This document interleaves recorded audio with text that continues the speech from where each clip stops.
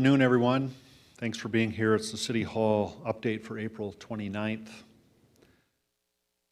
Now, a couple days later, after the City Council meeting, the city ordinance revision is in effect, allowing conditional openings of businesses originally affected by the emergency city ordinance. So that's restaurant dining rooms, bars,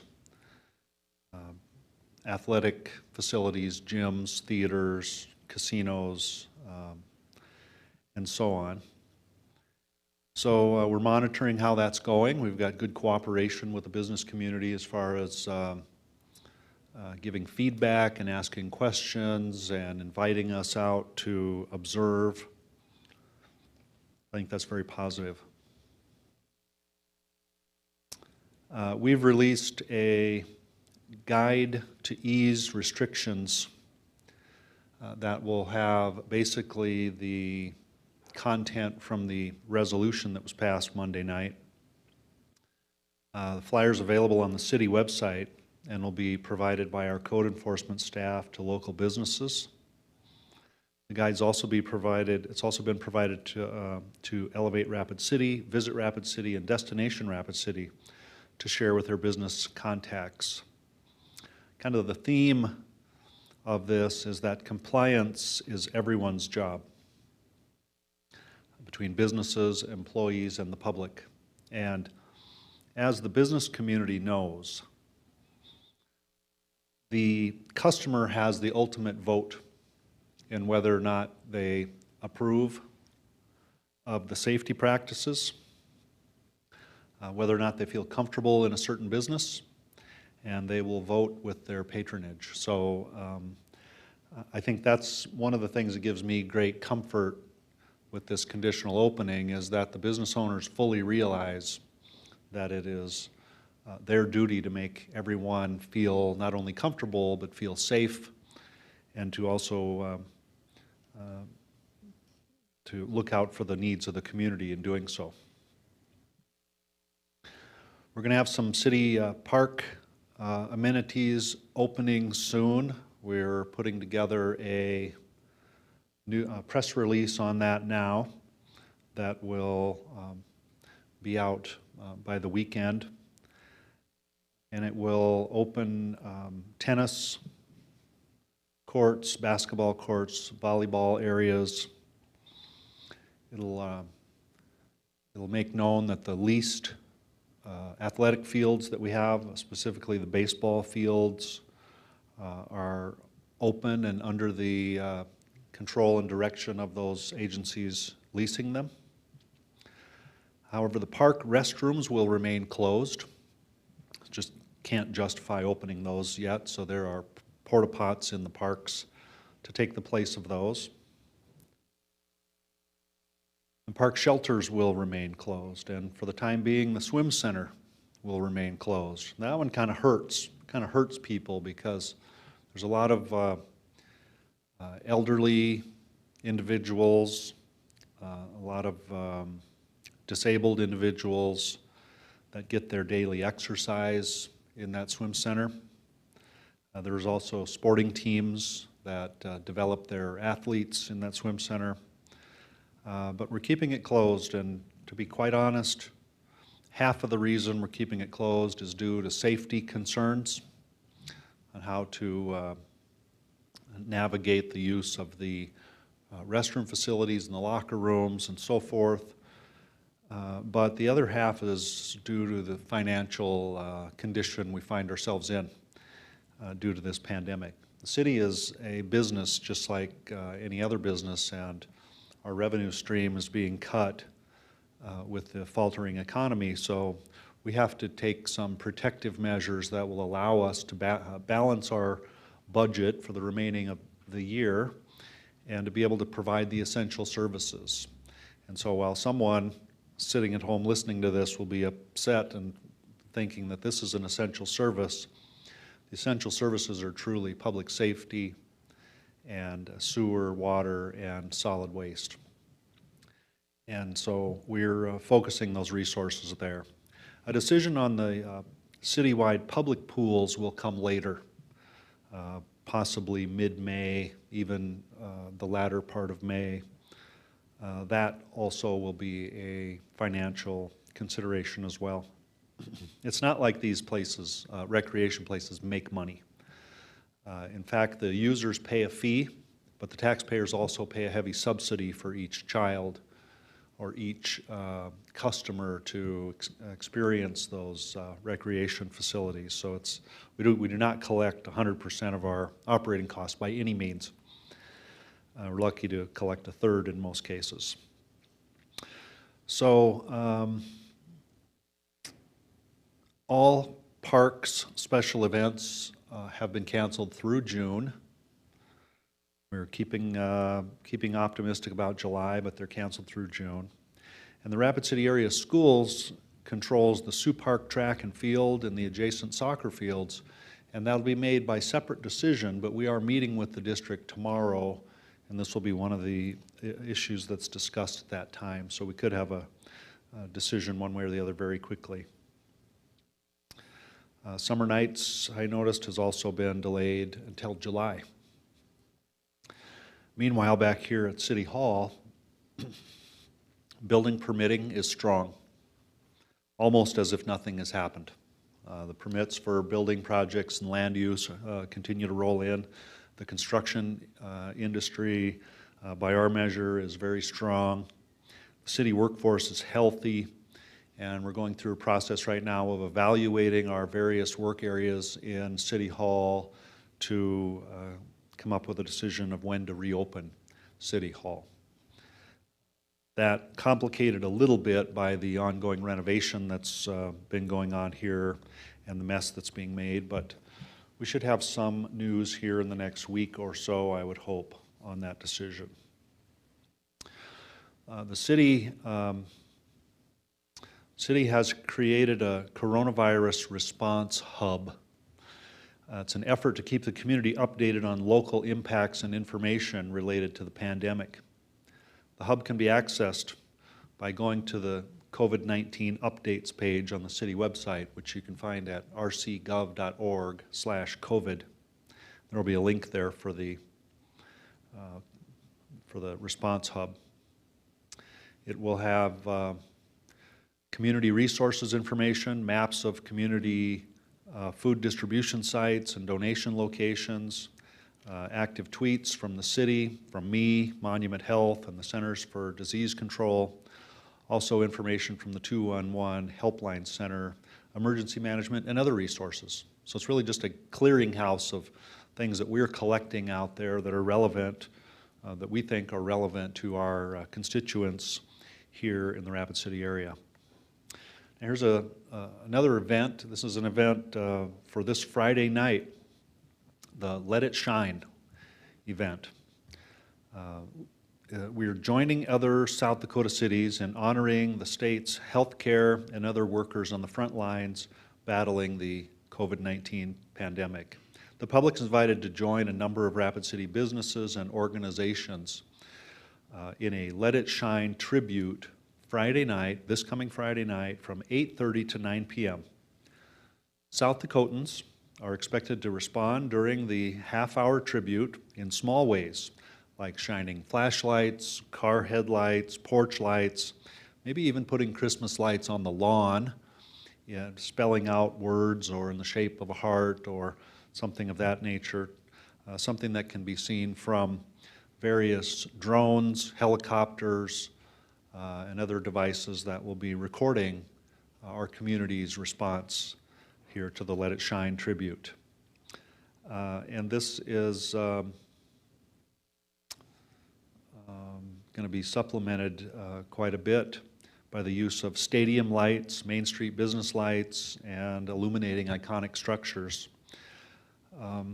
So the Let It Shine South Dakota organization is hosting a statewide event which will include helicopters, airplanes, and drones flying over the state's 12 largest cities to film an aerial footage. And this is to honor the frontline workers of the pandemic, the healthcare individuals and other first responders that are keeping us safe. Some of the highlights there from an aerial perspective will be the School of Mines O'Hara Stadium lights will be turned on with scoreboard messaging, lights around the campus, lights on M Hill. Rapid City Police Department and the Rapid City Fire Department will be using their emergency vehicles to flash their emergency lights during that time. Black Hills Energy, Horizon Point building lights will be on. Visit Rapid City. We're going to illuminate some dinosaurs on Dinosaur Hill. Rapid City area schools will have school parking lots, Sioux Park Stadium lights will be on. Rushmore Plaza Civic Center will be on. Black Hills Rapid Soccer Club will turn on the lights at the Dakota Field Sports Complex. Harney Little League, Canyon Lake Little League, Timberline Little League will be illuminated. Post 22, Floyd Fitzgerald Stadium, Black Hills BMX Track, Post 320, St. Thomas More High School, McKeague Field, and hopefully many more. So I would encourage our people just to spend a half hour this Friday night getting together and all doing the same thing and shining some lights up in the sky so that people can see that we're recognizing the people out there who are fighting this pandemic. Final thoughts on the week. Today we have closed a public survey that we put out last week on Facebook. There was about 1,260 responses. We're just starting to pour through there right now, those responses, and very revealing in my own opinion in terms of the public communication preferences, the major concerns during this time, what the challenges are for individuals and families. And so we'll be sharing that as soon as we get something put together.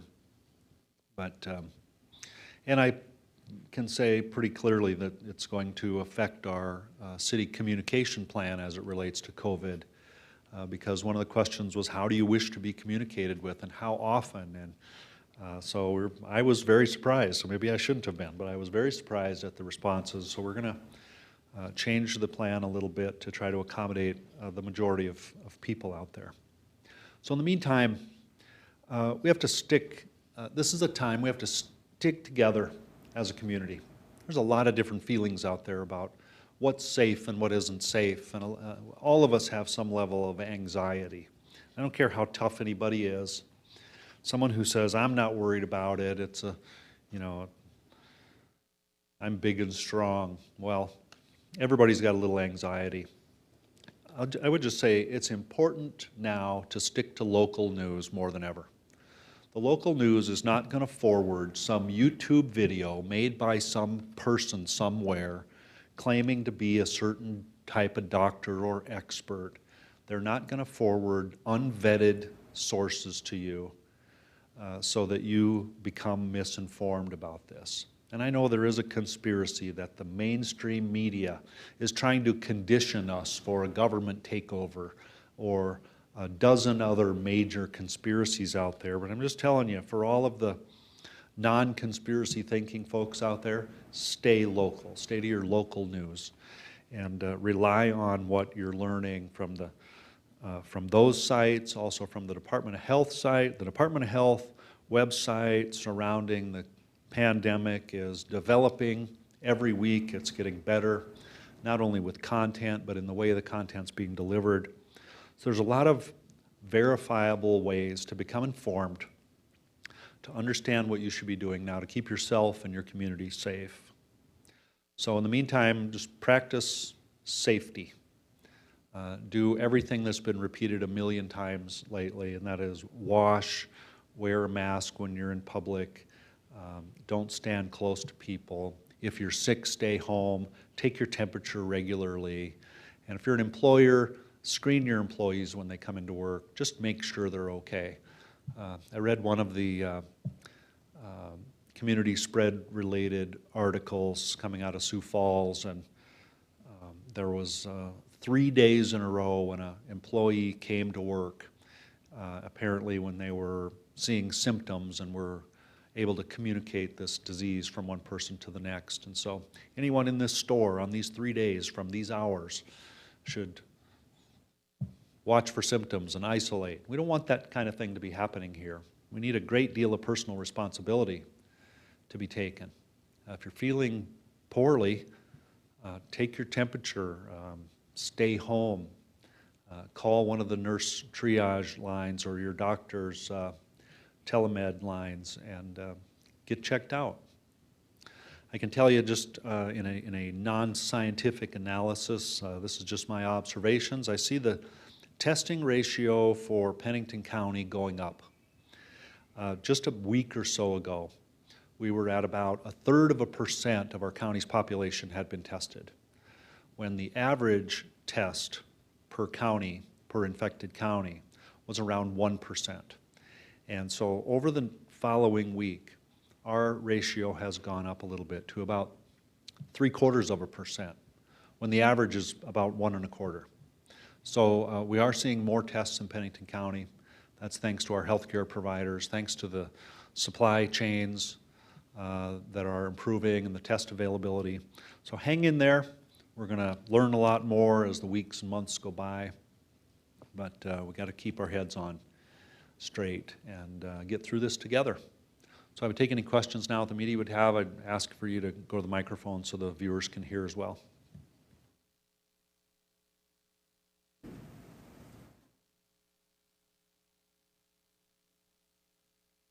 So, Sydney Thorson, Kelloland. I was just going to ask you, Mayor, have you had any issues yet so far with businesses complying with the ease of restrictions yet lately? I know it's a little bit early yet, but if you've heard anything yet.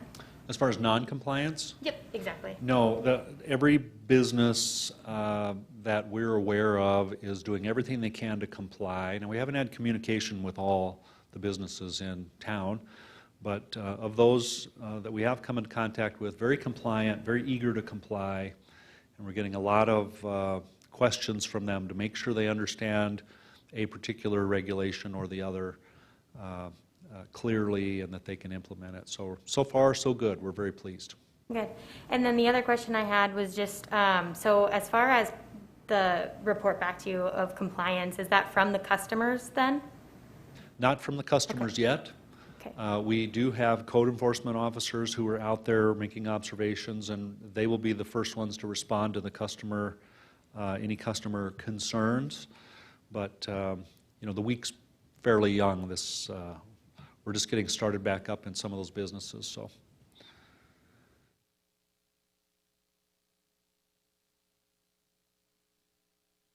Nathan Thompson with the Rapid City Journal. Mayor, have you yourself gone to dine in at a restaurant yet? And if so, what are your observations? If you have not done that, why not? Well, I have not dined in the last couple of days. I have been to a couple of restaurants to view their seating arrangement, but you know, perhaps I've developed a new habit here in the last month of not going out to eat all the time. So I'm just going to keep in contact with those restaurants, see how they're doing, see what the customer feedback is, and take my time getting back in there just as a matter of precaution, but also to just see how the whole thing unfolds. I think we all have, to that point, I think we all have a new level of comfort about where we're going to go throughout the day.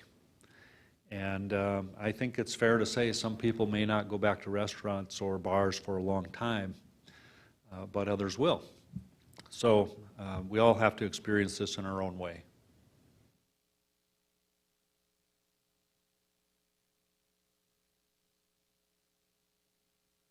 Anderly Panwell with Coda and KEVN. What has the reaction been like from those businesses with the soft reopening coming up soon? So far, so good. We got a lot of positivity. Luckily, we're being asked a lot of questions we could not have thought of realistically prior to Monday night's council meeting. And but it's been overall positive. But these businesses and their legitimate questions and in contact with us here at City Hall are going to help us make this the best and the safest experience possible under these circumstances. So we're pleased. Awesome. And then even though our peak has yet to come, are there any issues concerning that reopening before that time? Well, I think that all depends, you know, if, that's a different question in Sioux Falls than it would be here, because there's a notable peak there. And statewide, we're seeing the new numbers of positive cases coming down each day, so we don't know if this is the peak statewide. So there's a lot of subjective reasoning in all that. If we, the only thing I can say, and this is just from my own opinion, but here we are today in Pennington County at 2 active cases, 12 or so active cases since the beginning, but 2 active right now. If we were to wait for the peak to come back down to this level on the other side, it could literally be months or a year. I mean, I wish there was someone that could stand up and tell us it's going to occur on this specific date, but that we don't have that luxury right now. So I think logically it would seem to increase our vulnerability by opening the businesses that were previously closed.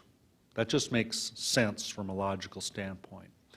But also at the same time, imposing some good safety regulations on businesses across the city, I think mitigates a good share, if not all of that risk. Again, logically, not scientifically. I don't have a data set to share with anyone. But that was the intent of it. We did have our plan vetted from the medical community, so we feel comfortable at this point and ready to react or respond if the situation changes dramatically in the future. And in terms of, you know, the status of the budget, like Monument Health and some of those larger hospitals across the country have said that some of their top officials will be taking pay cuts in order to kind of mitigate any budget problems. What has the city itself been doing since, obviously there's been such a huge dip in business since this whole thing started? Yeah. And any tax, or excuse me, any salary cuts or readjustments or furloughs that have been made in City Hall? Good question. We have first of all, we have a hiring freeze. Secondly, we've essentially stopped all out of the area travel, so the travel and training budget is secure. We do have some city operations that are shut down, and therefore we have some furloughs and layoffs that have occurred. And we're in the process now of redefining our 2020 budget, and I hope to have this done by the end of next week. And so that's really where we're at. We have an estimate of what we expect the economic consequences to be for our city revenue streams. And so we're basing on this estimate at the moment. We got our March sales tax, one of our March sales tax submissions in from the state, and it was very positive. Well, that was really for the month previous. So we don't have real data yet as far as a declining sales tax report from the state. That will come in probably May. So we're a little behind that curve as far as real-time estimation and real-time action, but we are cutting a great deal of money out of the 2020 budget just to make sure we stay in good shape in a balanced budget scenario. The number we're targeting is about $7 million to take out of the 2020 budget, and somewhere around half of that much is estimated for 2021. That could all change as the data rolls in and as we see what the consumer reaction is during the recovery periods. There's a lot of variables that keep us from promising any outcome. But we have taken measures very similar to what other businesses would take. We're not hiring any temporary employees at the moment. Typically in the summer we would hire 1,000 plus temporary employees for various duties around. We haven't done any of that yet. We don't know what we're going to ultimately open or leave closed, but it's a big concern, and we're working hard on it. Thank you.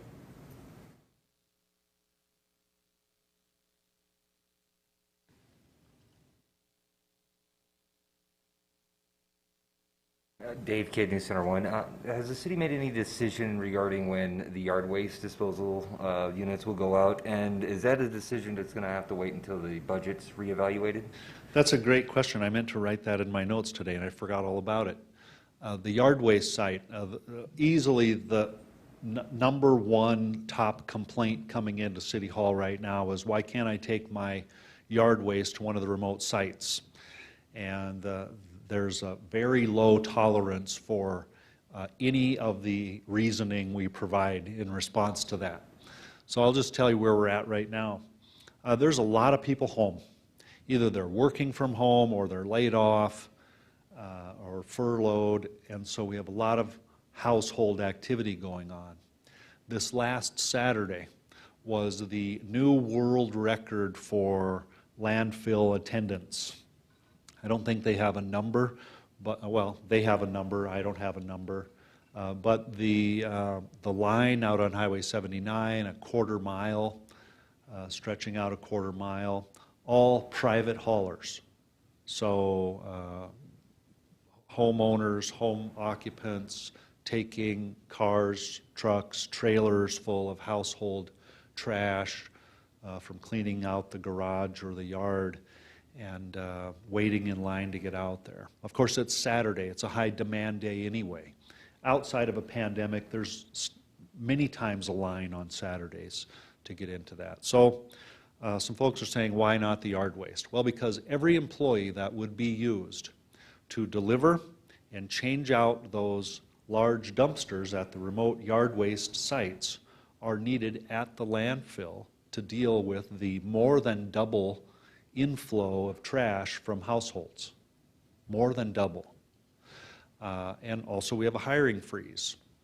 So we could deliver them out there, but without hiring additional people or without authorizing tens of thousands of additional dollars in overtime, we wouldn't be able to change them out. So we're just asking for a little patience, and our Public Works Director, Dale Tech, is working through this. One of the options, and I'll say this, and it's going to make some of you mad, but one of our options is to stop allowing the use of the monthly garbage bill for free access to the landfill. Those are the folks that are coming here. The policy has been changed over time to allow you to bring any garbage bill from the last 12 months to the landfill and to have free admittance with your car or truck. There's no dollar value. We're not charging anyone for that. So the angry email author says, either you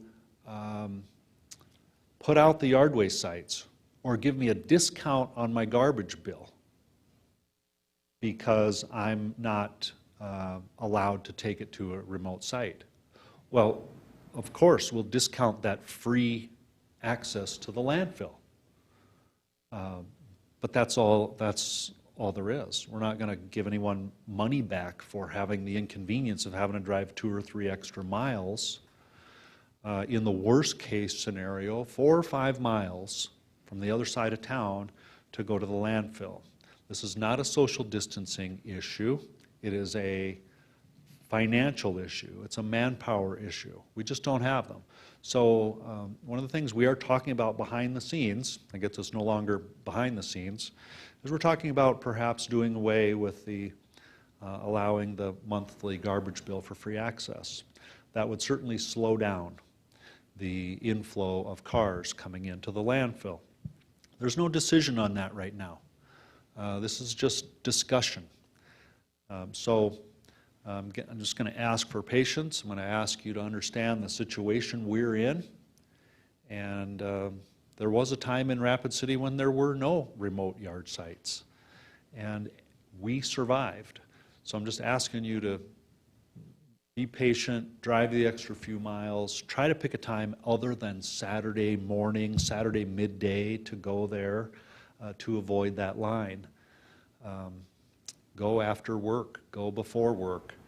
The yard waste site is open at the landfill 24 hours a day, 7 days a week. Just like in a grocery store, you might want to do some of your own intelligence gathering to determine when the best time is to go to get the best service, access. Any other questions from anyone here? All right, well, thanks for being here, and we'll talk to you again next week.